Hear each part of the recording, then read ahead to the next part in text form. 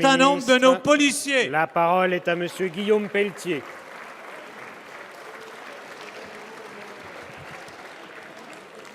Monsieur le Président, mes chers collègues, ma question s'adresse à Monsieur le Premier ministre. Je ne voudrais pas, par cette question, briser le bel unanimisme médiatique qui préside dans les commentaires sur l'avenir de l'Europe sur deux questions essentielles, le travail détaché et le CETA.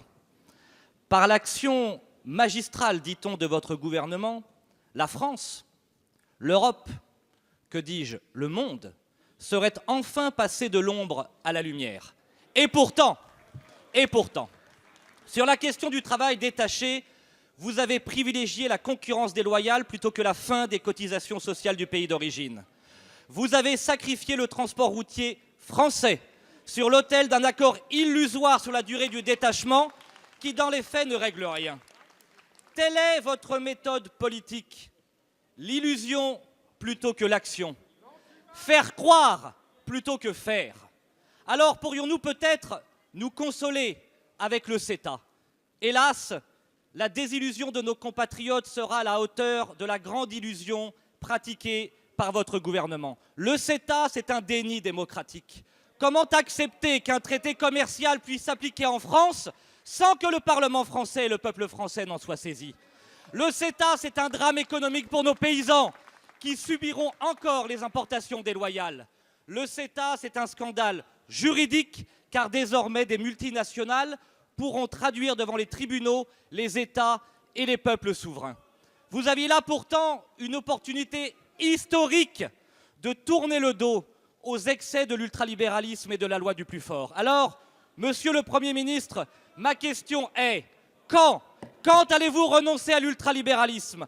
Quand allez-vous enfin protéger nos travailleurs, nos ouvriers, nos paysans? Quand allez-vous enfin rétablir la souveraineté de notre peuple, la puissance et la grandeur de notre Europe? Merci, Monsieur le député. La parole est à Madame Muriel Pénicaud, ministre du Travail. Monsieur le Président, Mesdames et Messieurs les députés, Monsieur le député Guillaume Pelletier, je crois qu'avant d'entrer dans les différents sujets, aujourd'hui, nous allons mettre la focalisation sur le travail détaché, puisque c'est l'actualité du jour. Nous aurons l'occasion de revenir sur les autres sujets, QAG après QAG. Mais je voudrais dire que le point de départ de votre réflexion, c'est oui, nous sommes un gouvernement résolument pro-européen. Qu'est-ce que ça veut dire? Ça veut dire que nous savons que la France sera forte si elle est dans une Europe forte. Et pour que l'Europe soit forte, il faut qu'elle soit à la fois monétaire, économique et sociale. Et c'est ça notre combat, c'est ça que nous voulons construire. Alors sur le travail détaché, je voudrais rectifier parce que c'est vrai que ça s'est terminé à 23 h, qu'il y a eu 12 heures de négociation, donc vous n'avez peut-être pas encore vu tout le détail. Mais sur le détail, je voudrais insister sur un point.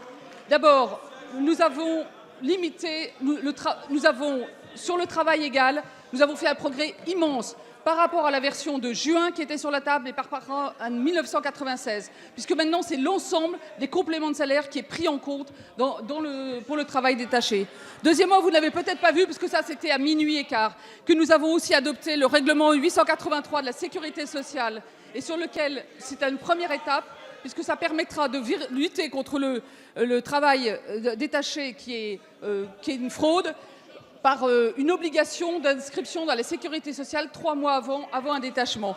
Enfin, nous avons limité dans le temps, et c'est la première fois, car la directive détachée de 96 disait que le travail détaché était temporaire, n'avait pas fixé de limite. Nous avons fixé à 12 mois la limite du travail détaché, avec 6 mois de prolongation. Donc oui, peut-être vous n'y croyez pas, mais je pense que vous verrez, et vous verrez que dans le transport, avec les dispositions que nous avons prises, oui, nous serons en meilleure posture, et nous sommes déjà en meilleure posture pour défendre nos transporteurs. Merci, Madame la Ministre.